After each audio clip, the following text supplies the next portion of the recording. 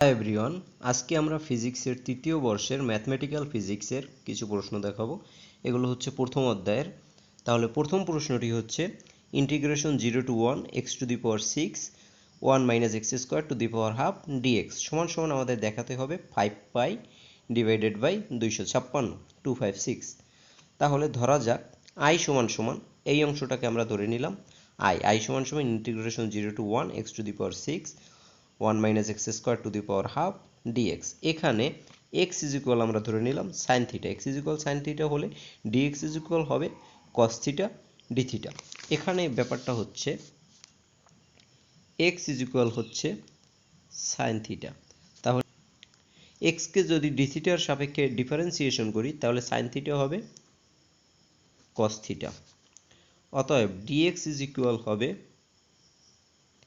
Cos theta D theta, সেটাই আমরা এখানে লিখেছি dx is equal cos theta D theta. এখানে x ইজ ইকুয়াল 0 হলে থিটা ইজ ইকুয়াল হবে 0, কারণ x ইজ ইকুয়াল 0 হলে থিটা ইজ ইকুয়াল 0 এবং x ইজ ইকুয়াল 1 হলে থিটা ইজ ইকুয়াল হবে π/2। মানেটা হচ্ছে x ইজ ইকুয়াল যদি 0 হয় তাহলে সাইন থিটা ইজ ইকুয়াল হবে 0, তাহলে সাইন 0 ডিগ্রির মান হচ্ছে 0, অতএব থিটা সমান সমান 0। আর যদি x ইজ ইকুয়াল 1 হয় তাহলে সাইন থিটা ইজ ইকুয়াল হবে 1, সাইন 90-র মান 1, তাহলে sine theta is equal sine 90 মানে π/2, তাহলে সাইন সাইন বাদ যাবে, অতএব থিটা ইজ ইকুয়াল হবে π/2। তাহলে x ইজ ইকুয়াল 0 হলে theta is equal 0, x is equal 1 হলে থিটা ইজ ইকুয়াল π/2। তাহলে 0 এর স্থলে হবে 0 আর 1 এর স্থলে হবে π/2। এখন x এর পরিবর্তে আমরা ধরে নিয়েছি সাইন থিটা, তাহলে x⁴ মানে sin⁴ থিটা। 1 - x² এর পরিবর্তে লিখতে পারি আমরা সাইন স্কোয়ার, উপরে পাওয়ার রয়েছে হাফ, dx এর পরিবর্তে আমরা লিখতে পারি কস থিটা ডি থিটা। এরপরে 0 to π/2 sin⁴ theta, 1 - sin² theta মানে cos স্কোয়ার থিটা, উপরে পাওয়ার রয়েছে half cos theta D theta. এখন এই যে পাওয়ার 2 রয়েছে, এই পাওয়ার 2 আর এই হাফ আর 2 কাটাকাটি যাবে, তাহলে এখানে থাকবে শুধু cos থিটা। তাহলে এই একটা cos থিটা আর এই একটা cos থিটা, তাহলে cos আর cos গুণ করলে হবে cos স্কয়ার থিটা। তাহলে integration 0 to π/2 sin⁴ theta cos square theta D theta.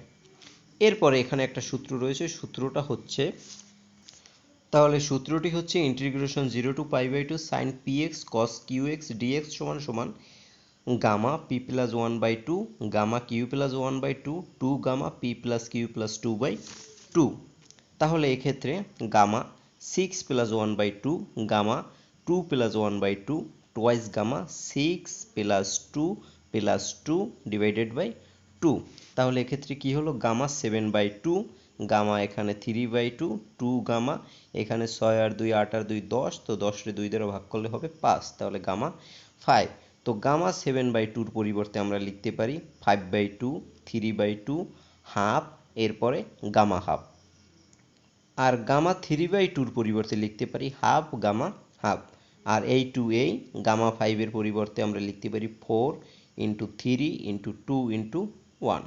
এরপরে কাটাকাটি করলে এখানে থাকে উপরে থাকে 5π আর নিচে থাকে 2⁶ × 4, তাহলে 64 × 4 করলে আসবে 256। এখানে এই যে গামা হাফের মান হচ্ছে √π, তাহলে এই গামা হাফের মান হচ্ছে √π, আর এই একটা গামা হাফ আছে, এই গামা হাফের মান হচ্ছে √π, তাহলে √π গুণ করলে হবে √π² মানে শুধু পাই, তাহলে উপরে থাকবে 5π আর নিচে থাকবে 256। তাহলে integration 0 to 1 x⁴ 1 - x² dx is equal 5π/256 proved. আমাদের দ্বিতীয় প্রশ্ন হচ্ছে কচি রিমান সমীকরণগুলি লিখো, মানে কচি রিমান সমীকরণগুলি প্রথমে প্রতিপাদন করতে হবে। এরপরে দেখাও যে, এটা হচ্ছে দ্বিতীয় অংশ, দেখাও যে f(z) = z² + 5iz + 3 - i ফাংশনটি কচি রিমান সমীকরণ সিদ্ধ করে। মানে কচি রিমান যে সমীকরণ দুইটা আমরা বের করব, সেই দুইটা সমীকরণ এই সমীকরণটাকে সমর্থন করে। ধরা যাক আর একটা অঞ্চল, আর অঞ্চলে f(z) একটি বিশ্লেষিক function, f(z) = u + i v, যখন ইউ ও ভি প্রত্যেকেই এক্স ও ওয়াই এর ফাংশন, ইউ ভি হচ্ছে এক্স আর ওয়াই এর ফাংশন, যদি ইউ ও ভি প্রত্যেকেরই সামান্য বৃদ্ধি ডেল ইউ ও ডেল ভি হয়, যদি ইউ এর সামান্য বৃদ্ধি ডেল ইউ, ভি এর সামান্য বৃদ্ধি ডেল ভি হয়, তাহলে এক্স এর সামান্য বৃদ্ধি হবে ডেল এক্স এবং ওয়াই এর সামান্য বৃদ্ধি হবে ডেল ওয়াই, যেরকমটা এখানে রয়েছে সামান্য বৃদ্ধি হবে ডেল এক্স আর ডেল ওয়াই। তাহলে F of Z is equal Z plus del Z is equal U plus del U plus I into V plus del V. ব্যাপারটা হচ্ছে এফ অফ জেড সমান সমান ছিল ইউ প্লাস আই ভি, এখন যদি F of Z plus del Z হয় সেক্ষেত্রে হবে U plus I V plus del জেডের পরিবর্তে আমরা লিখতে পারি del U plus del I V. এখন ডেল ইউ ইউ আর ডেল ইউ একসাথে নিই, U plus del U plus এই দুইটা টার্মের মধ্য থেকে আমরা আই কমন নিই, আই কমন নিলে থাকবে ভি প্লাস ডেল ভি, সেটাই আমরা এখানে একবারে লিখেছি U plus del U plus I into V plus del V. এখন এই যে সমীকরণটা রয়েছে এই সমীকরণটাকে এই সমীকরণটা থেকে এই সমীকরণটা বিয়োগ দেবো, ডিভাইডেড বাই ডেল জেড দ্বারা ভাগ করব, তাহলে F of Z plus del Z minus F of Z divided by del Z, তাহলে সমান সমান এই অংশটা আমরা বসালাম এই minus U plus I V divided by del Z. এখন এই ইউ আর এই ইউ বাদ যাবে, যেহেতু এটার সামনে প্লাস আছে আর এটার সামনে আসবে মাইনাস, এরপরে আইভি, এই আইভি আর এই আইভি বাদ যাবে, তাহলে এ পাশে থাকবে আই ডেল ভি আর থাকবে ইউ, তাহলে del U by del Z, del U by del Z plus I del V by del Z. এরপরে এই দুইটাকে আমরা আলাদা করে দিলাম, del U by del Z plus I into del V by del Z. এখন উভয় পক্ষের লিমিট নিয়ে পাই, তাহলে লিমিট নিলাম, limit del Z tends to zero, এরপরে এই অংশটা লিখলাম F of Z plus del Z minus F of Z divided by del Z is equal limit del Z tends to zero del U by del Z plus I del V by del Z. এখন এই total অংশটাকে আমরা ধরে নিলাম F prime Z is equal limit del Z tends to zero, এপাশে যা রয়েছে সেটাই আমরা রেখে দিলাম এবং এইটাকে আমরা 1 নং সমীকরণ দিলাম। এখানে del Z tends to zero যে কোনো পথে সংঘটিত হতে পারে। এখন ডেল জেড যদি সম্পূর্ণরূপে বাস্তব হয়, ডেল জেড সম্পূর্ণরূপে বাস্তব হবে, তাহলে ওয়াই ইজ ইকুয়াল হবে 0 এবং জেড ইজ ইকুয়াল হবে এক্স। যদি জেড ইজ ইকুয়াল এক্স হয় তাহলে ডেল জেড ইজ ইকুয়াল হবে ডেল এক্স এবং ওয়াই যেহেতু 0 তাহলে ডেল ওয়াই ইজ ইকুয়াল হবে 0। এখন 1 নং সমীকরণ থেকে পাই, সমীকরণ 1 হতে পাই F prime Z is equal limit del জেডের পরিবর্তে লিখবো আমরা ডেল এক্স, এই যে del Z is equal del X, তাহলে ডেল জেডের পরিবর্তে লিখলাম আমরা del Z tends to del X tends to 0, এরপরে bracket del U by del X ছিল, ডেল এক্সের পরিবর্তে লিখবো আমরা del Z plus I del V by del Z, তাহলে ডেল জেডের পরিবর্তে ডেল এক্স, তাহলে del U by del X plus I del V by del X, এটাকে দিলাম আমরা 2 নং সমীকরণ। পুনরায় জেড যদি সম্পূর্ণরূপে কাল্পনিক হয়, যদি কাল্পনিক হয় সেক্ষেত্রে এক্স 0 হবে এবং জেড ইজ ইকুয়াল হবে আই ওয়াই, তাহলে জেড ইজ ইকুয়াল যদি আই ওয়াই হয় তাহলে ডেল জেড ইজ ইকুয়াল হবে ডেল আই ওয়াই এবং ডেল এক্স ইজ ইকুয়াল হবে 0। সমীকরণ 2 নং হতে পাই, তাহলে যেহেতু এক্ষেত্রে ডেল জেডের পরিবর্তে লিখবো আমরা ডেল ওয়াই, তাহলে limit del Y tends to 0, এরপরে সমীকরণটা কি ছিল 1 মিনিট,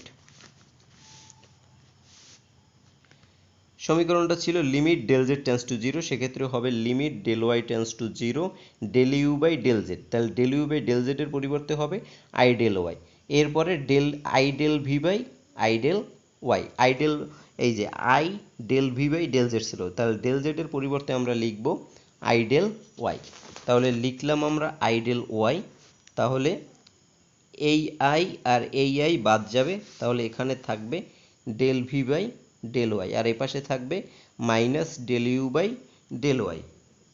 এখন এফ অফ জেড যদি বিশ্লেষিক হয় তাহলে এটা ব্যবকলনযোগ্য এবং এফ প্রাইম জেডের দুটো মান একই হবে, অতএব যদি দুটো মান একই হয় তাহলে সমীকরণ 2 এবং সমীকরণ 3 সমান হবে। তাহলে সমীকরণ 2 কি ছিল, সমীকরণ 2 ছিল এই সমীকরণটা, তাহলে এইটা ইজ ইকুয়াল হবে সমীকরণ 3 এইটা, তাহলে সমীকরণ 2 ছিল del U by del X plus I into del V by del X, এই যেটা ছিল del U by del X plus I into del V by del X, তাহলে del U by del X plus I into del V by del X is equal del V by del Y minus I del U by del Y. এবার সমীকরণের উভয় পক্ষ হতে বাস্তব ও কাল্পনিক অংশ সমীকৃত করে পাই। তাহলে কাল্পনিক অংশ হচ্ছে আই এর টার্মগুলো, তাহলে আয়ের সাথে যে টার্মগুলো রয়েছে সেগুলো হচ্ছে কাল্পনিক অংশ, আর বাকি দুইটা হচ্ছে বাস্তব অংশ। তাহলে del U by del X is equal হবে del V by del Y, আর আই এর টার্ম যে দুইটা রয়েছে এই দুইটা, তাহলে del V by del X is equal হচ্ছে minus del U by del Y. সমীকরণ 4।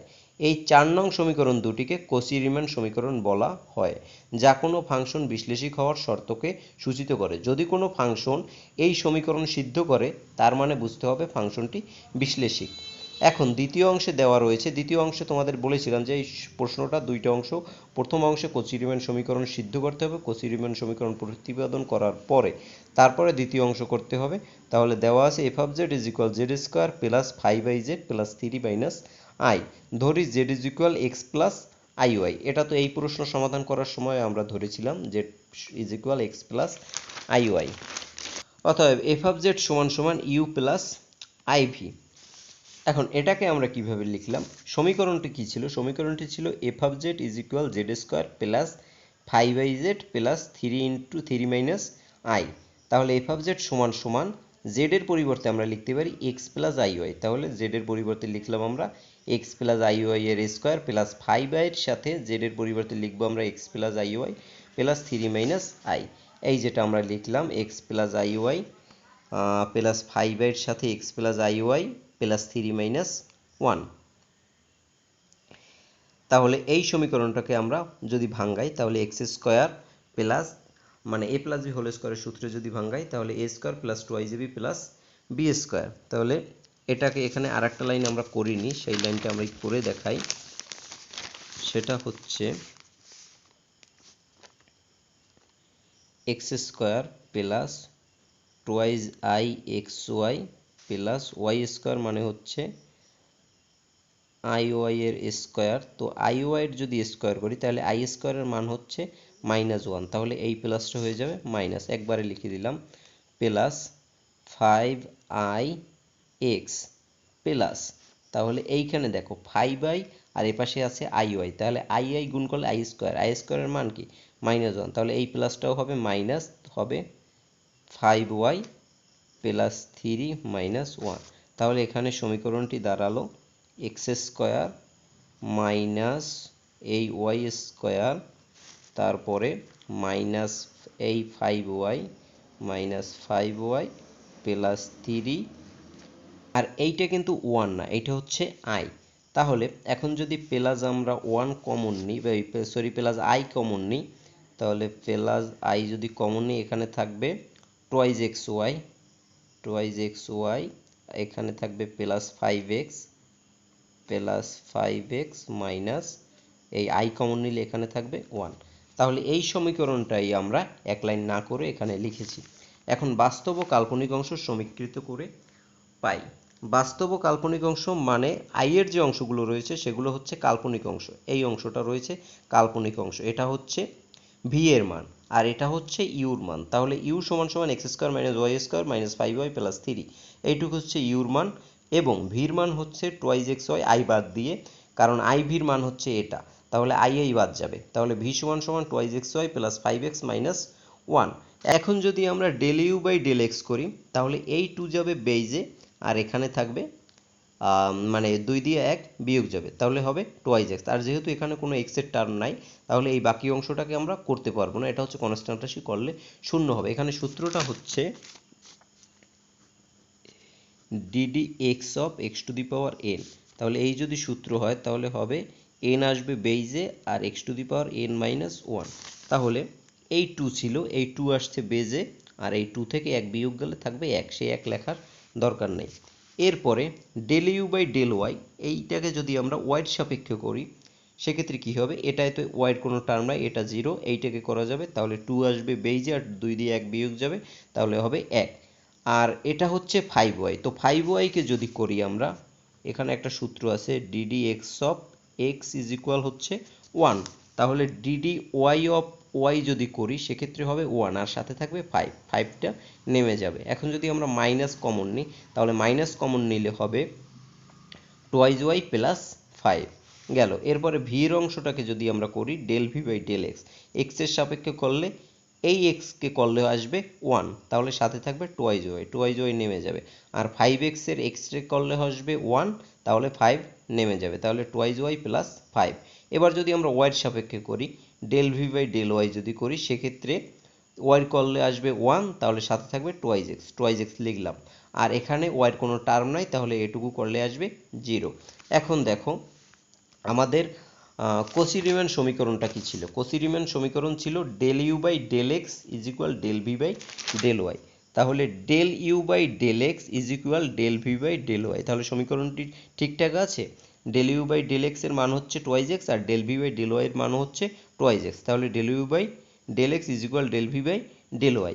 অন্যটি ছিল del U by del Y is equal minus del V by del X. দেখো del V by del X এর মান কত? Twice Y plus 5, আর del U by del Y এর মান কত? Minus twice Y plus 5।